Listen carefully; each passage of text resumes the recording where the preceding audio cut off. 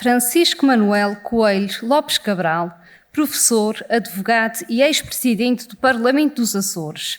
É casado e tem 3 filhos.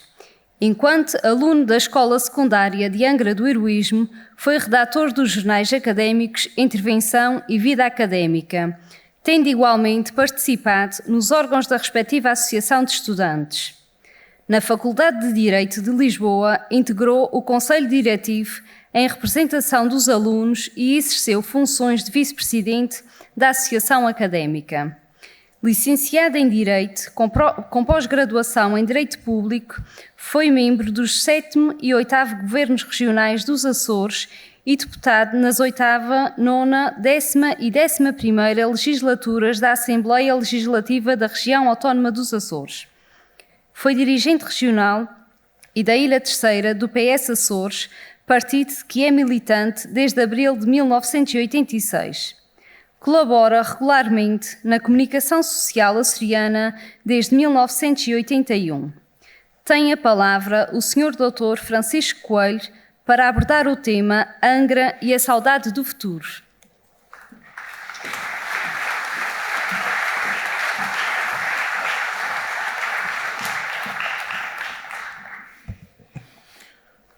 Excelentíssima Senhora Presidente da Câmara Municipal de Angra do Heroísmo, ilustre anfitriã, saúde também a Senhora Presidente da Assembleia Municipal de Angra do Heroísmo, as senhoras e os seus deputados municipais, as senhoras e os senhores vereadores da Câmara de Angra, e já que é de Angra que falamos hoje, também todos os autarcas de freguesia do respectivo concelho.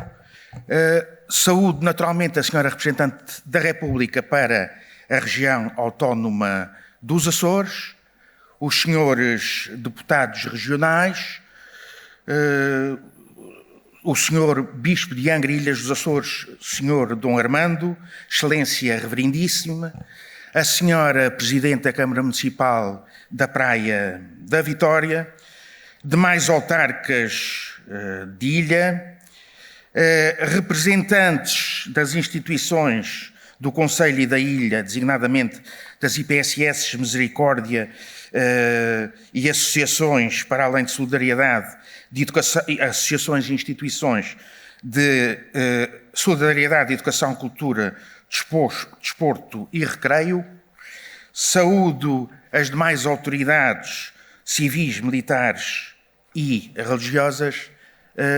Saúdo também, naturalmente, todas as senhoras e senhores que se quiseram juntar a esta cerimónia. Assinalamos hoje e aqui o 492º aniversário da elevação de Angra à cidade, a 21 de agosto de 1534, por carta régia de Dom João III. Angra tornou-se assim a primeira cidade dos Açores.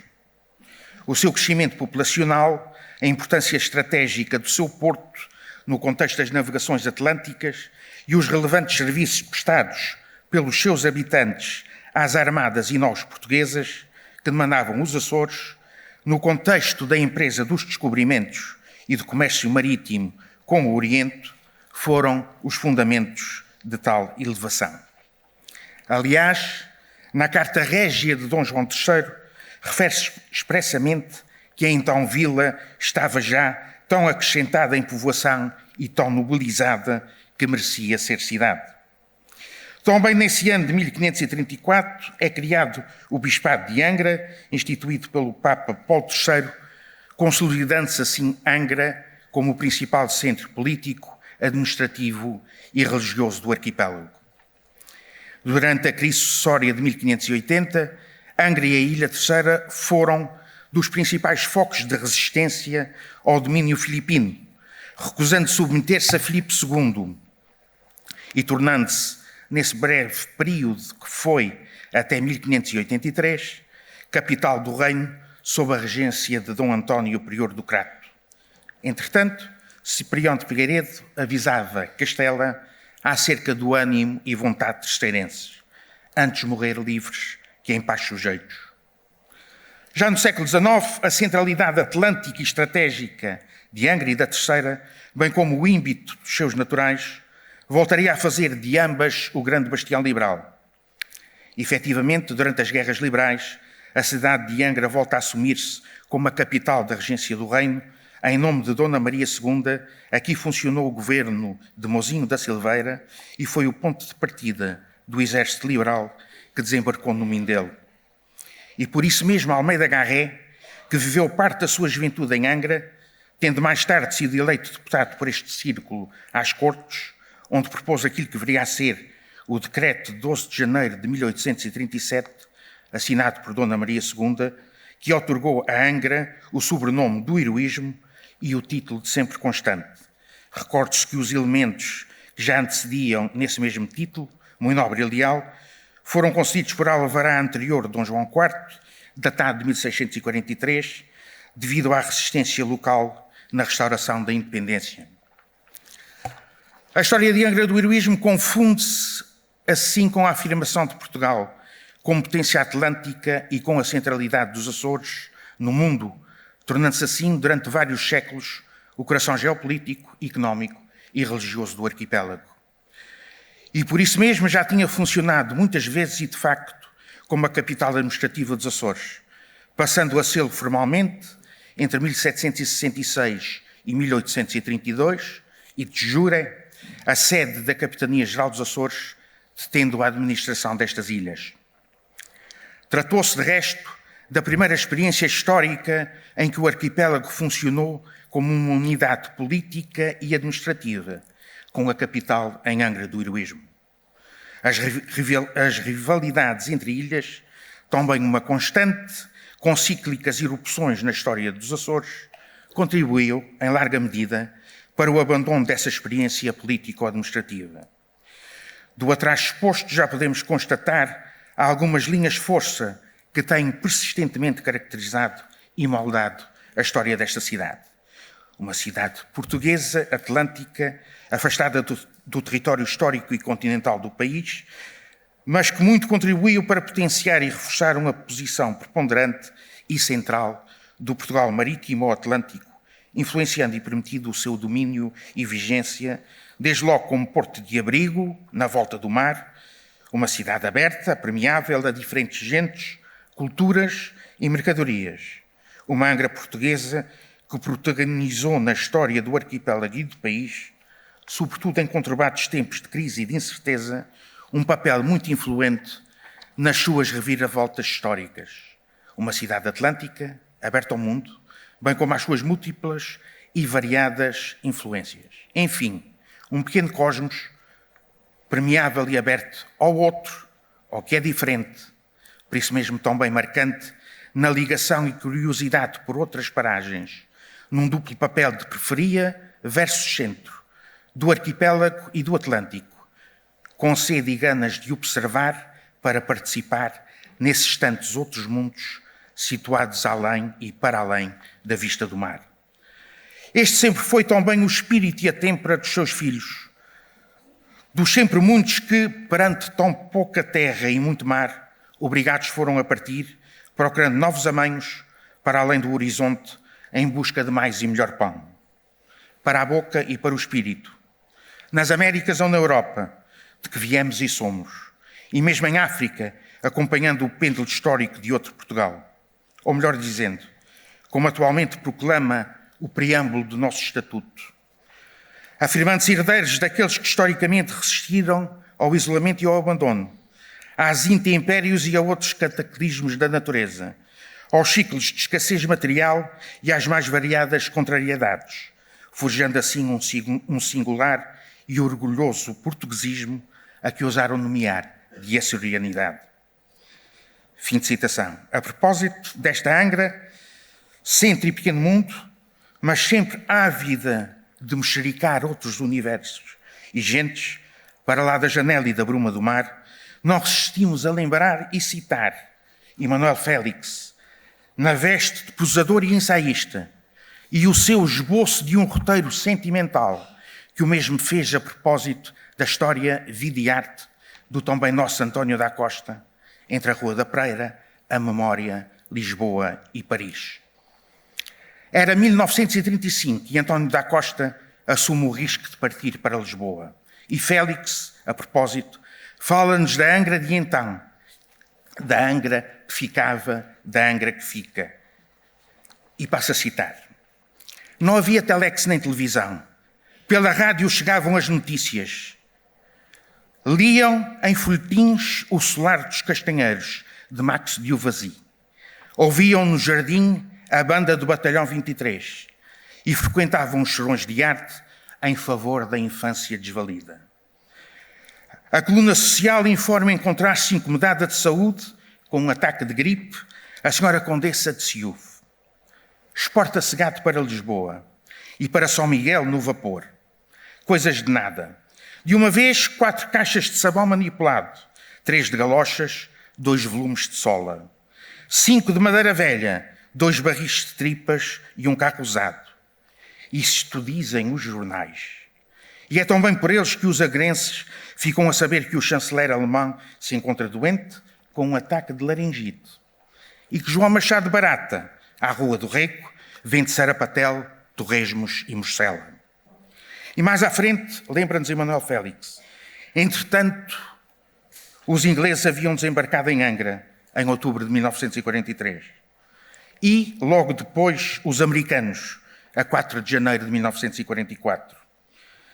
A moda da gasolina secar o trigo de chão, diz Nemésio, a toada da sua enxada de cantar. Cimento não dá pão-alvo, como dava o nosso trigo. Assim, entre a duplicidade de vivermos no nosso casulo e na sua completude, enquanto o Atlântico desempenha a sua função de nos fechar num tempo mais vagaroso e mais largo, a irresistível tentação de, com os meios e possibilidades disponíveis em cada tempo histórico, contemplar, pensar e intervir no grande mundo que está para além do nosso mar, pois a ele também pertencemos por direito próprio, por vezes com o grande atrevimento de querer influir, mas que não seja quando esse tal mundo se lembra de precisar de nós e das nossas angras, seja para amarrar cabos, plantar antenas ou reabastecer pássaros de ferro que vão para a guerra. Aliás, desse relato dos mundos, tal como refere Félix, é impossível descartar ou esquecer o papel histórico da nossa imprensa, desde logo a de Angra, na sua função de também causar sentimentos ambivalentes, na compreensível dificuldade em relatar objetivamente o que está mais próximo. Efetivamente, é um imperativo de memória lembrar as sucessivas gerações de periódicos, com as suas notícias, mas também as suas tendências editoriais, as suas polémicas, as suas quesílias, a dar-nos conta desses outros universos que compõem o mundo por esse mar fora, sem esquecer a Rua do Rego e a oferta que então tinha disponível. A nossa imprensa, felizmente, sempre cumpriu bem o seu inusurável papel de provocar adesões, paixões, quesílias e ódios, como bem nos lembra Marcolino Candeias na sua Ode a Angra, minha cidade em tom de elegia. Ficas-te pela honesta, pela criteriosa notícia dos teus jornais habilidosamente bem colados, politiqueiros pequeninos, obesos, calvos, beatos, mentindo com todas as verdades e insinuando nos tentáculos das suas entrelinhas subtis. Mas voltemos ao incisivo retrato que Emanuel Félix faz desta Angra já tão próxima, desta Angra e desta ilha do século passado, por isso mesmo ainda vivido e testemunhado por muitos de nós.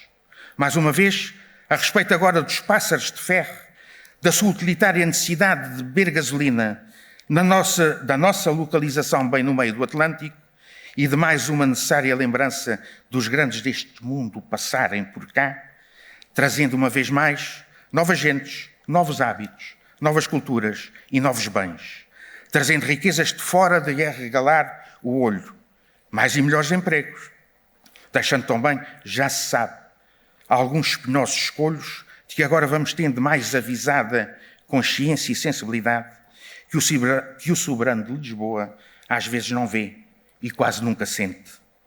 Como sabemos bem, a moda da gasolina ainda medra por cá, quase sempre a caminho dos orientes do costume, e fazendo, de quando em vez, conjuntamente com o anticiclone, desta terra notícia nos grandes do mundo para além do mar.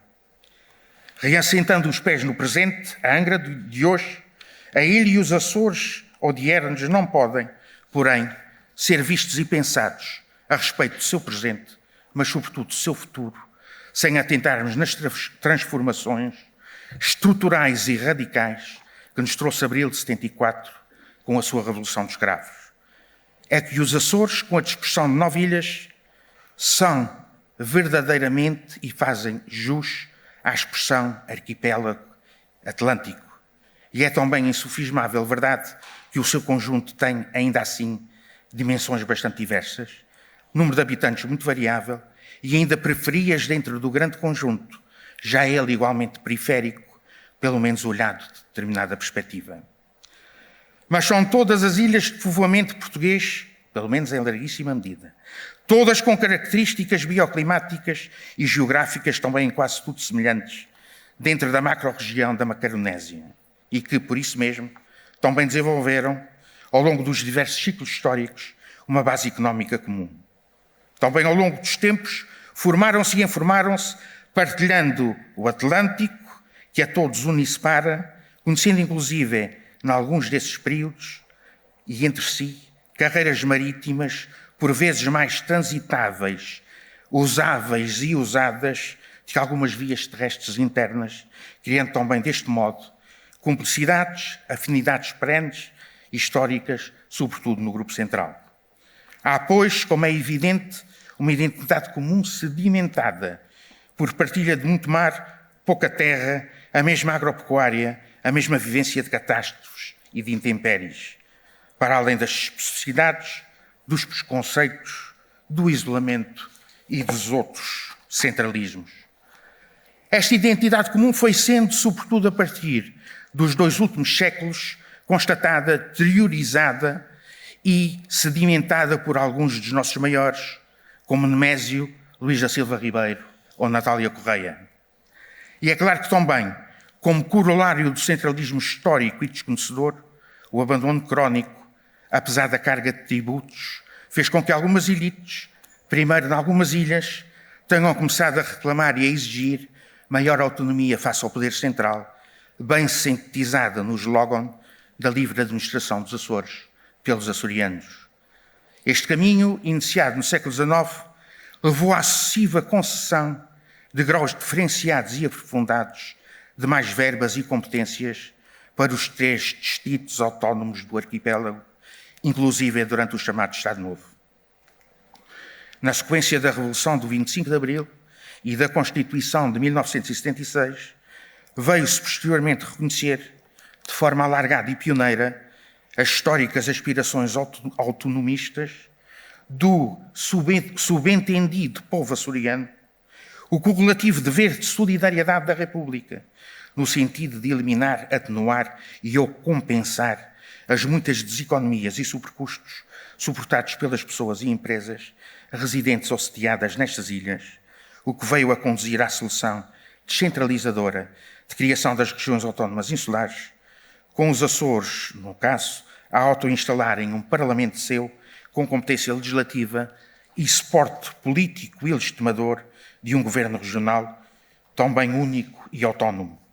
Quer dizer, o reconhecimento de uma identidade comum forjada pela história, nesta muito específica geografia, justificou e justifica o direito reconhecido ao autogoverno, único para as ilhas doravante promovidas a realidade também política ou institucional, reclamando e exigindo ainda a indispensável solidariedade nacional para com os portugueses daqui.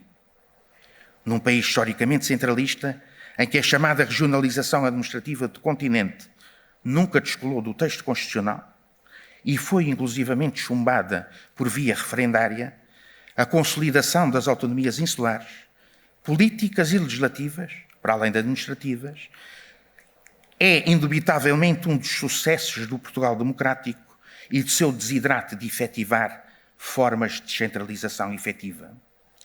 É claro que ainda hoje, e talvez assim seja sempre, a nossa autonomia vai vivendo ciclos e novos desafios, com o centralismo de fora e algumas desarmonias de dentro, também por vezes a lembrar ambições de outros e renovados centralismos, pela sempre difícil repartição de recursos, por definição sempre escassos, entre as diversas ilhas, elas próprias também, com ritmos, estadios necessidades e prioridades tão bem diversas entre si. Para além das intempéries, cataclismos e os seus múltiplos novos e crónicos sobrecustos, designadamente em infraestruturas marítimas, para lá das dimensões geográficas e populacionais, num equilíbrio de política tectónica sempre instável, numa harmonização permanente entre reivindicações, representações, voto e ilhas, cada uma com o seu peso e a sua influência. Como, aliás, bem reflete, não por acaso ou distração, a lógica que subjaz à nossa lei eleitoral para a Assembleia Legislativa e aos círculos de ilha. E, acima de tudo, uma exigência lógica se impõe, mas que é, passo o pionagem, uma exigência mesmo muito exigente. Nós temos, como se viu já, e só podíamos ter, uma autonomia de solidariedade, no intuito de compensar os muitos custos e deseconomias derivados dessas dificuldades objetivas.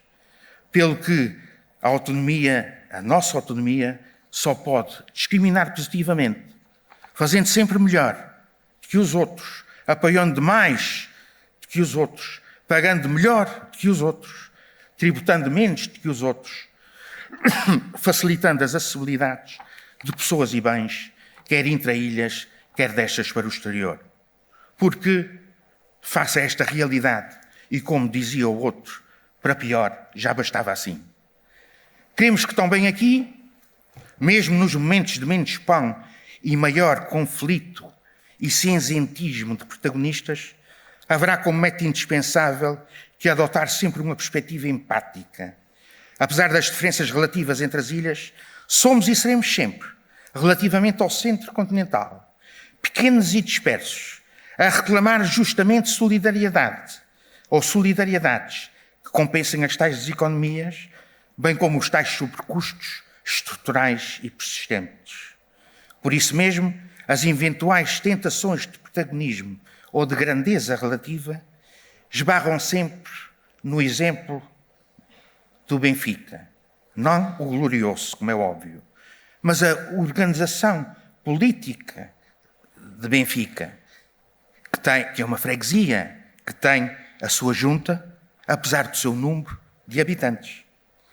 Para ser ainda mais claro, não é a dimensão nem a população de todas e cada uma das nossas ilhas, apesar das significativas diferenças entre elas, que justificam e reclamam o nosso autogoverno, mas sim a nossa dispersão arquipelágica e periférica, sendo por isso mesmo a ilha, cada ilha, todas as ilhas, realidades impostergáveis para o que somos e conquistamos. Por outro lado, e sobretudo em tempos mais sombrios, há sempre que lembrar as virtualidades da autonomia e também aqui, desde logo, a resposta logística, operacional e de apoio à reconstrução que a máquina administrativa e política da autonomia então nascente deu na sequência do terremoto de 1980, correspondendo ao espírito de iniciativa e de entreajuda de teixeirenses, georgienses e graciosenses. Foi inédita na nossa história. Marcou um grau ou outro de apoio, solidariedade, proximidade e presença, que aliás impediu, pela primeira vez, mais uma cíclica hemorragia imigratória na nossa história. E também foi ela que possibilitou os meios político-institucionais para consciencializar e reivindicar, a propósito, a classificação da zona histórica de Angra como património mundial da humanidade. Tudo isto, naturalmente, para além de alguns erros e tropeços, mais ou menos inevitável naquelas circunstâncias e realidades. Se os 50 anos de autonomia, que justamente temos vindo a rememorar no corrente ano, são, objetivo e historicamente, um sucesso, deste novo patamar em que atualmente nos encontramos, devem partir sempre novas exigências e renovadas ambições, que o próprio desenvolvimento económico ou social, mas também científico e tecnológico, aliás, sempre reclama. Também ao nível das diversas solidariedades, cuja necessidade subsiste e se renova. Parece que às vezes em razão inversa da compreensão nacional das autonomias. e também concerne uma revisão da Lei das Finanças das Regiões Autónomas, mais justa e equitativa. Ainda ao nível do aperfeiçoamento do desenho jurídico-constitucional, das atribuições, competências e inter-relações entre os órgãos de governo próprio, através da respectiva e já oportuna revisão constitucional em matéria de autonomias. Aliás, na senda, e tendo em conta a justa e importante reivindicação açoriana, plasmada na Resolução nº 36 de 2023-A, de 9 de agosto, aprovada pelo nosso Parlamento. Também há que cultivar e praticar uma maior exigência cidadã, de cada um e de todos, designadamente ao nível da representação democrática, da sua preparação, da sua qualidade técnica e política, num mundo cada vez mais globalizado e exigente, de todo incompatível com pequenos recordes de paróquia, mais as suas pretensas pequenas originalidades. Na compreensão e avanço da solidariedade e desenvolvimento também internos, da reivindicação tempestiva, persistente, competente e fundamentada dos nossos direitos no combate urgente e sem desfalecimentos. Há alguns retrocessos que vão surgindo e que são verdadeiramente inadmissíveis. Por exemplo, a consolidação do pilar do turismo, bem como todo o nosso desenvolvimento insular em pleno século XXI, não se compadece com retrocessos ao nível das acessibilidades internas e externas, sob pena de fazermos sussurrar um investimento e apostas estruturados, já com anos e já consolidado, ao nível do turismo e com resultados materiais palpáveis e insufismáveis. As apostas na preservação sustentável do nosso mar e do nosso ambiente, para além do apoio, promoção e democratização de todas as formas de cultura, são também investimentos absolutamente estratégicos para o turismo que nos interessa promover, mas sobretudo porque constituem elementos estruturantes da nossa identidade enquanto geografia e enquanto povo. Ao cabo e ao resto, tais objetivos, a par com a educação, ciência e tecnologia, são absolutamente vitais para ultrapassarmos um nível de pobreza que ainda é estrutural no país e por todas as razões, por demais conhecidas e reconhecidas, também nos Açores. Aqui chegados, há que continuar a apostar, sem complexos nem preconceitos, no investimento social, aliás, em nada menos estratégico do que a economia empreendedora, também ela larguissimamente incentivada. Angra do Heroísmo, cidade e concelho, sempre foram, têm sido e continuarão a ser determinantes e incontornáveis no desenvolvimento dos Açores e na consolidação da sua autonomia e progresso, pelo seu peso político, demográfico e institucional, pela sua história e pela sua centralidade, num percurso coerente e experimentado, em decorrência do seu honroso passado, que ilumina as suas prioridades presentes e futuras. Teixeira de Pascoais escreveu a seguinte quadra nos seus cantos indecisos: tenho às vezes saudades do futuro, como se ele já fora decorrido, um sentimento escuro de quem, antes da vida, houvesse já vivido. Camané também interpreta um belíssimo fado com o título Saudades do Futuro, com música de Amadeu Ramires e letra de Correia Tavares. Esta saudade que escolhemos para mote desta conversa a respeito de Angra não é apenas nostalgia do passado. É uma força que une memória, desejo, sonho e esperança. Aquilo que foi e aquilo que poderá vir a ser, face ao ímpeto do presente. Estamos absolutamente confiantes que aquilo que tem sido e é o espírito e a obra de Angra e do seu município, aos mais diversos níveis do cuidar, animar e gerir Angra, deixa-nos esperançadamente com saudades do futuro que se antevê e se está construindo para esta cidade e concelho. Que assim seja. Parabéns a Angra e aos angrenses por mais este aniversário. Disse.